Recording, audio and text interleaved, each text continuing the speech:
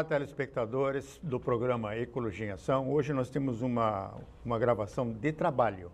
Estamos com o vereador Jaime Schroeder, do PDT, conosco aqui, que vai nos explicar sobre a Lei 8.179, que é uma legislação nova, que parece que ainda não foi sancionada pelo presidente da Câmara de Vereadores, mas é sobre esse tema que nós vamos nos debruçar nesse programa, em 13 minutos no primeiro bloco e mais 13 minutos no segundo bloco.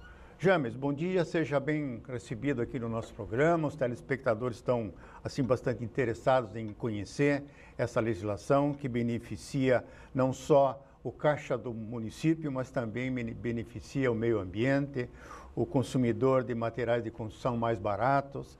E assim a palavra está com você para que os nossos telespectadores saibam o que será a vigência da Lei 8.179. Muito bem, Gert. Quero saudar aqui a todos que acompanham essa nossa conversa e dizer que é realmente uma inovação na nossa cidade, né, que a gente traz no bojo da nossa política nacional de gestão de resíduos sólidos e também da política municipal de resíduos sólidos que foi aprovada ainda no ano passado, né? E lá nós temos, entre várias estratégias para tratar essa questão do resíduo sólido de maneira geral, mas particularmente aqui falamos do resíduo de construção civil, né, e entre elas o estímulo à reciclagem desse material.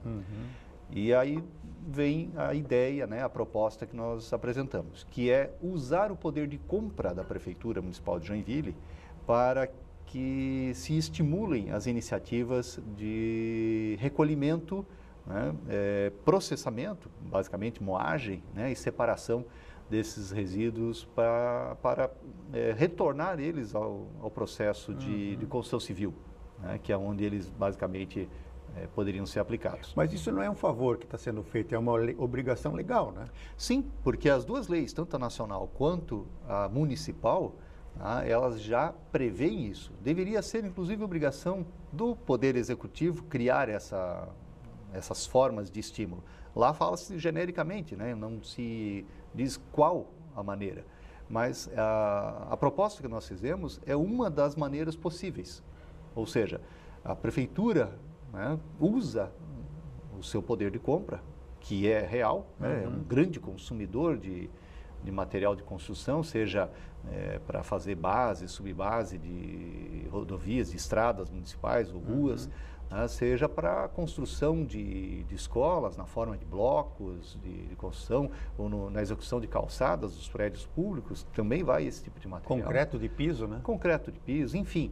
A Prefeitura, pelos seus contratos, né, ela é a maior, talvez, demandadora desse tipo de material. Ela agora é obrigada a inserir esses contratos com terceirizados? Exatamente. Então, na nossa proposta, quanto, né, 30%? Pelo menos 30% dos materiais que serão contratados nessas obras deverão vir de reciclagem de resíduos de construção civil. Essa é a proposta tem uma inicial. norma para a qualificação desse material, né? Sim, sim. Mas será que os produtores de material reciclado vão alcançar essas normas da ABNT? Então, na verdade, para que alcance essas normas, há que se ter, né, um destino. Não adianta imaginar que um investidor vá fazer esse tipo de aproveitamento material se ele não tiver vazão, consumo para esse material. E a Prefeitura, nos seus editais de licitação, vai inserir essa exigência. E, claro, lá no termo de referência que vai pautar o edital, é que tem que estar dito exatamente qual é a qualidade desse material, quais são as especificações que esse material deve ter. Então, há uma etapa anterior que o corpo técnico da Prefeitura pode muito bem dar conta. Existe um corpo técnico que pode trabalhar um pouquinho, né? Nós temos lá engenheiros muito bons. Eu sou engenheiro concursado da Prefeitura de Joinville, inclusive, embora a minha área seja a agronomia, somos colegas, portanto, de profissão. Mas esse corpo técnico da Prefeitura, eles têm conhecimento, obviamente, das normas da ABNT e podem inserir isso, primeiro, no termo de referência, que depois vai ser usado para montar o edital de licitação. Então, não há dificuldade técnica, administrativa alguma né, de se inserir esse... O James, nós estamos tratando de duas leis, né? Uma norma do CONAMA, né? Do Conselho Nacional de Meio Ambiente, 307, né? A 307 de 2002. Isso. Em 2004 era o tempo suficiente para as prefeituras municipais do Brasil se adequarem à norma. Poucas prefeituras se adequaram. E agora, recentemente, de 2010, nós temos a 12305, que é o Código Nacional de Resíduos Sólidos, que também enquadra a questão do resíduo zero. Então, é sobre essas duas leis que nós estamos conversando, para que o telespectador tenha noção e possa depois buscar a legislação para se inteirar melhor. Perfeito. Mas e qual é o impacto econômico positivo que esse uso do reciclado em Joinville pode alcançar dentro do caixa da prefeitura? Gert, a primeira dúvida aqui, a discussão que fizemos lá na Câmara é exatamente essa, né? Quanto vai custar isso para a prefeitura? E nós temos a convicção de que esse material tende a ser mais barato. Tende a ser mais barato. Pode ser que no momento ainda não, porque há poucos fornecedores ainda... Certo, não existe concorrência. Não né? existe concorrência. Na medida em que a concorrência se apresenta, esse material tende a ser mais barato, porque ele está aí disponível.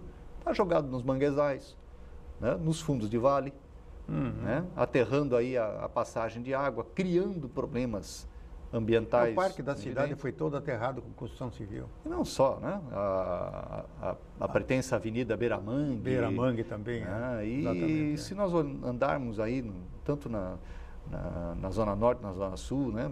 Pegamos ali a Zona Leste, como Cheio todo, de passivo, né? tá? O passivo desse tipo, né? De aterros feitos com esses resíduos de construção civil é muito grande. Muito grande. Eu digo até obras públicas, o residencial Rubia Kaiser, tá? Ele está sobre aterro de resíduo de construção civil. Barbaridade. Tem muito aterro lá. Não em toda a área talvez, mas tem, é fato isso. Tá? E feito pelo próprio poder público, o que é pior, né? Nas suas obras, seja de repavimentação, seja de reformas de unidades de saúde ou escolares, tá? Muito resíduo foi gerado e não foi devidamente destinado. Esse montante, quanto que a prefeitura compra por mês ou por ano de brita que sai lá da rocha das áreas de preservação permanente? Eis uma questão difícil de a gente conseguir uma resposta, Gert. Nós deveríamos ter no portal da transparência, né, esses números muito claros. Mas se o município for procurar, né, como a gente efetivamente foi procurar, nós não chegamos a uma conclusão. Não há... Mas há uma expectativa, uma estimativa? Existem algumas informações pontuais, assim. Por exemplo, a fábrica de tubos da prefeitura. A fábrica de tubos consome cerca de 800 metros cúbicos de brita todo mês. Tá? E mais o dobro disso... 110 reais, Puxa, uma importância grande, né? É grande, dá um valor bastante alto. Né? Se olharmos só a fabricação de tubos, tá? O dobro desse volume de pó de brita. Né? E aí vamos para outros setores da prefeitura que também consomem brita, né? Para tampas de boca de lobo, a execução de algumas obras de arte em loco, né? Uma galeria, uma obra assim, que já é um outro setor da prefeitura. E até as próprias subprefeituras, antigas regionais, que por incrível que pareça, não estão usando saibro muitas vezes na rua, estão jogando brita, muitíssimo mais caro do que o saibro. De várias ruas aí, isso é possível de ser visto. O morador deve ficar muito contente no primeiro momento, porque é um material de primeiríssima qualidade. Porque no primeiro mês do primeiro ano do governo Udo, a imprensa divulgou uma compra milionária de brita pela prefeitura, 6 milhões de reais. Foi no primeiro mês do primeiro ano do governo Udo Dehler. Agora, o que aconteceu depois, a gente não teve mais essa transparência, como você fala. O certo seria, não só como a Câmara fiscaliza os atos do governo, do Executivo, né? Mas a Câmara deveria exigir que essa transparência ocorresse realmente. Para isso, já fizemos um pedido de informação. Certo. Né? A Prefeitura tem um prazo para responder isso. E realmente é uma preocupação nossa nesse sentido. Mas vamos olhar isso pelo outro lado agora, Guilherme. Sim. Nós temos, só na Associação de Caçambeiros de Joinville, um dado importante. Eles recolhem, nesta única associação, fora os outros que não estão associados, um recolhimento de 300 toneladas dia desse material. Mas eles só recolhem uma parte, né? Só uma parte. Isso não é o total. Eu estimo que sejam 1.000 toneladas dias. Tranquilamente. Porque o resíduo doméstico são 650 toneladas dia. Isso. Que vai para o aterro sanitário. Exato. Controlado, licenciado, né? Perfeito. Agora, o resíduo da construção civil, pelas estimativas que a gente tem de outros municípios, é o dobro, mais do que o dobro em alguns casos. Sim, sim. Até porque é um material mais denso, né? Então, nós estamos jogando no lixo, atualmente, uma riqueza, uma matéria-prima valiosíssima. E quando a Águas de Joinville fez a instalação do esgoto e da instalação da água nos espinheiros, eu fiz umas tomadas de cena lá notei, gravei o lançamento do resto da construção civil dessas obras na área de mangue, na área de preservação permanente. Uhum. E não aconteceu nada, porque isso é crime ambiental pela Lei 9.605. E, então, logicamente, a prefeitura está sempre em uma insegurança jurídica muito grande. Até porque é corresponsável pelas suas contratadas. Exatamente. Né? Então, o que a sociedade civil organizada não tá fazendo é a parte dela. A sociedade civil organizada, através das associações de moradores, das entidades ecológicas, dos conselhos, né, dos conselhos municipais, do conselho da cidade, do conselho municipal de meio ambiente, deveriam estar fiscalizando melhor isso aí. É fato, é fato. Mas essas denúncias também precisam chegar a esses órgãos de fiscalização. Às vezes aparece o material ali, ninguém sabe quem foi, quem deixou, quem não deixou. Uhum. Né? Quando a obra já está concluída, é difícil, inclusive, até de buscar responsabilidade. Né? Mas a prefeitura também tem que começar a se preocupar com as suas rotinas de gestão de resíduos. Uma etapa que a prefeitura ainda não chegou, embora já exista isso há muito tempo sendo aconselhado, diga-se de passagem, pela Associação Brasileira de Municípios. Né? Eles têm feito cursos para que as prefeituras façam a sua gestão de resíduos internamente. Tanto vereador, nós vamos dar sequência a esse tema no bloco seguinte, que está terminando esse primeiro. Vamos rápido para os comerciais, que os nossos telespectadores fiquem aí, que a gente já retorna. Ok.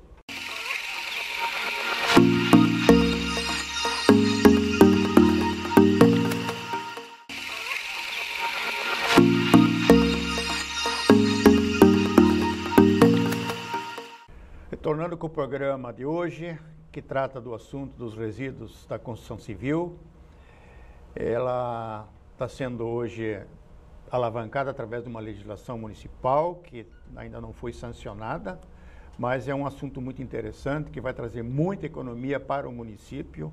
O município vai deixar de comprar uma brita muito cara atualmente, porque não existe assim uma grande concorrência. Pelo transporte é muito improvável que a prefeitura consiga comprar em outros municípios, porque o transporte encarece bastante. E aí a prefeitura é refém das empresas locais de britagem.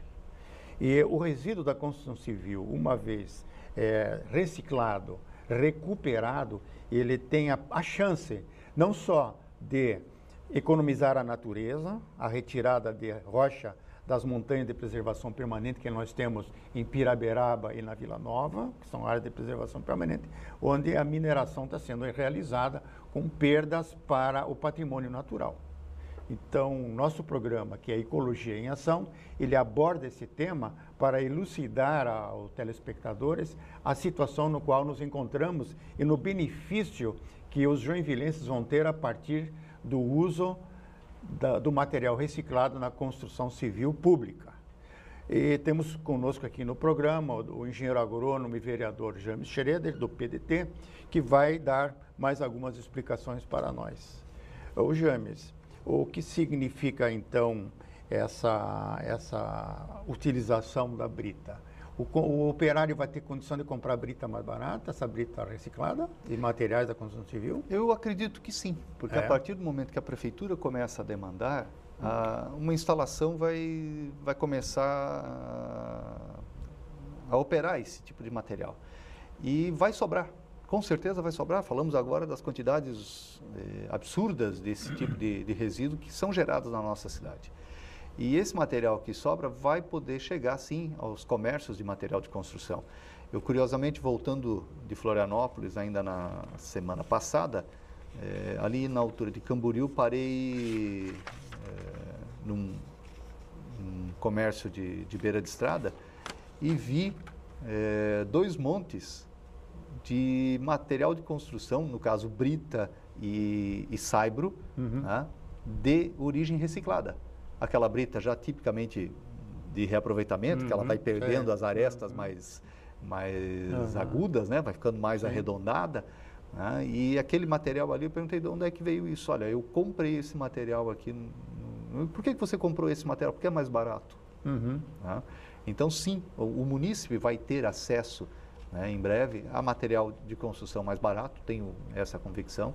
Tá? O município também tende a economizar, né? E para que não corra o risco, né, por conta de uma imposição nossa, né, nesse projeto de que 30% tenha que ter origem reciclada, no corpo da lei, no artigo 5º, nós colocamos lá que esse material não poderá custar mais caro que o material virgem, aquele novo, oriundo diretamente de jazida.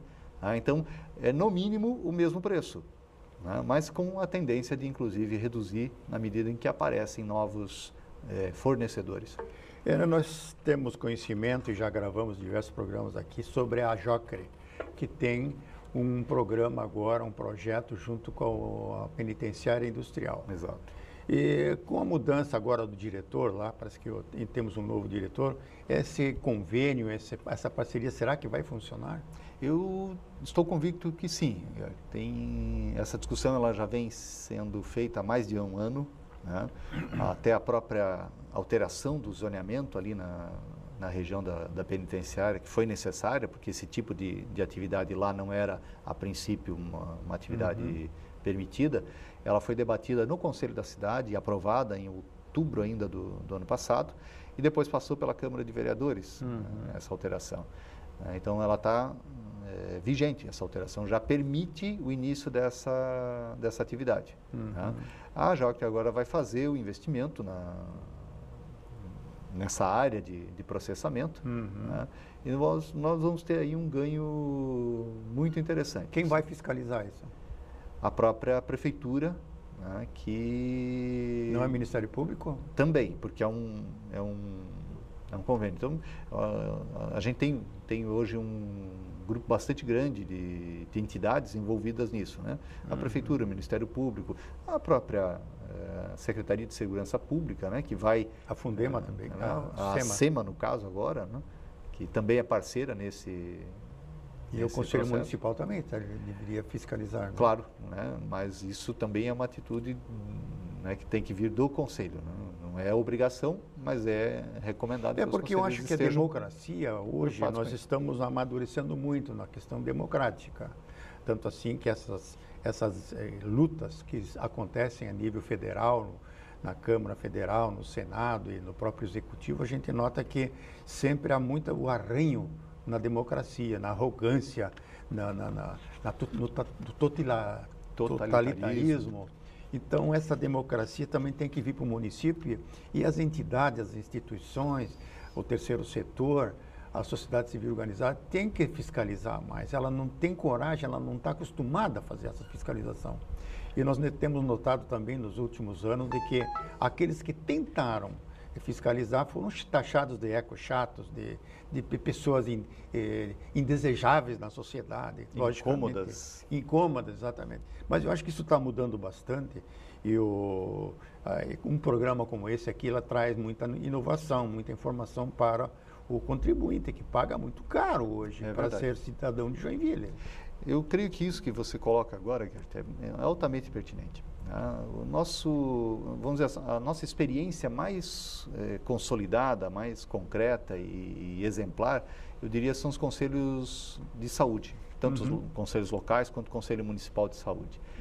É onde o cidadão realmente, né, participa com conhecimento pleno, né, dos seus direitos e também das obrigações, e nada na saúde de Joinville é feito sem que isso seja debatido nos conselhos. Que interessante. Uma alteração qualquer, por exemplo, de uma unidade de saúde lá no bairro, não pode acontecer sem passar inicialmente pelo Conselho Local e depois pelo Conselho Municipal de Saúde. Então, a democracia direta, a participação direta, né, a democracia participativa, ela vem sendo exercida na plenitude já no Conselho de Saúde.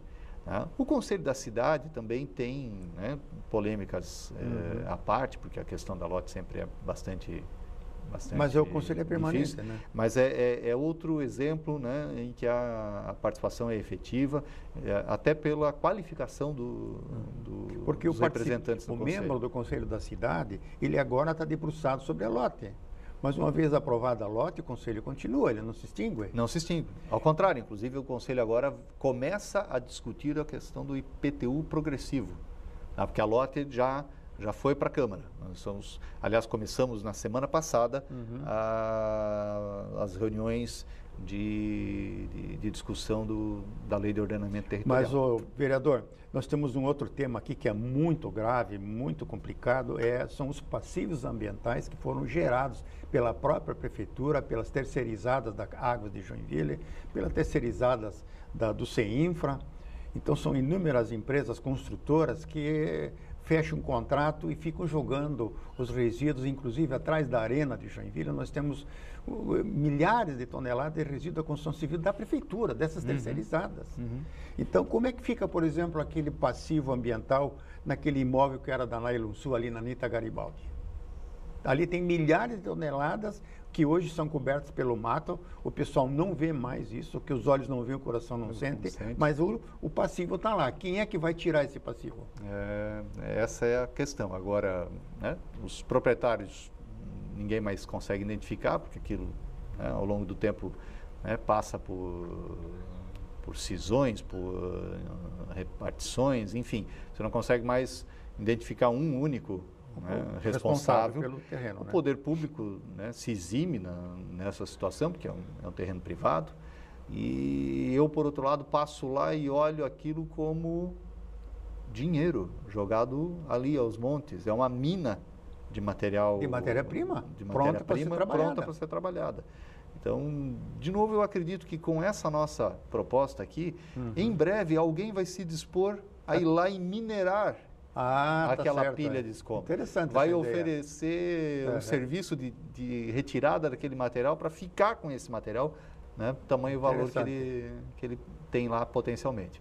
Então, veja, a prefeitura aqui acaba sendo um gerador de serviços, de iniciativas.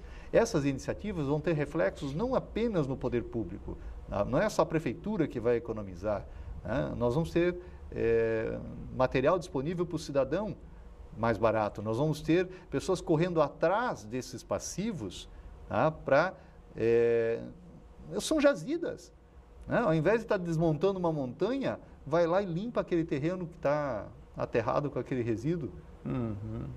Ou entulhado, que é o caso, ali não é nem um aterro, são montanhas ali de material, é um depósito. Então, eu tenho certeza que em breve nós vamos ter uma inversão. Aquilo que hoje, né, as pessoas simplesmente se livram de qualquer maneira, vai passar a ser buscado ativamente pelos que vão entrar na concorrência aí da prefeitura. O que falta para essa lei entrar em vigor? Nada. Na verdade, essa lei, ela infelizmente recebeu um veto do prefeito.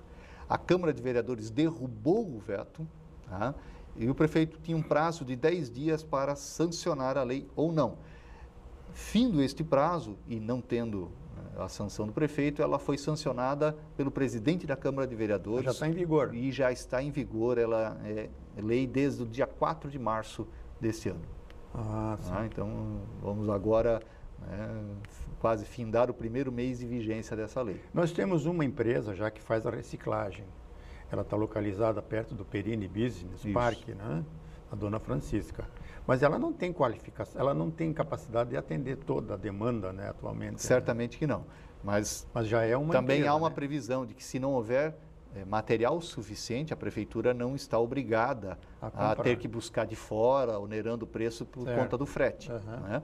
Mas, na medida do possível, vai pedir esse material. Havendo aí uma justificativa, né, vamos dizer, do pouco material disponível, a prefeitura poderá abrir mão desses 30% mínimos. Né? Mas tenho certeza que, demandando, vai haver material sim, porque nós geramos muito material. Ele só está sendo hoje desperdiçado, né, nos manguezais, criando inclusive outros impactos ambientais. Vereador, o programa chegou ao fim. Que pena. Nós agradecemos muito e, em nome dos telespectadores, nós agradecemos essas informações técnicas, que o vereador, quando informa tecnicamente, ele está contribuindo muito com a educação ambiental na cidade, como é o caso dos resíduos da construção civil. Agradecemos a sua aquiescência ao nosso programa e que vamos continuar entrevistando o Poder Legislativo para que o nosso telespectador e o contribuinte saiba onde é que ele está enfiando dinheiro. Muito obrigado pela sua presença. Eu que agradeço.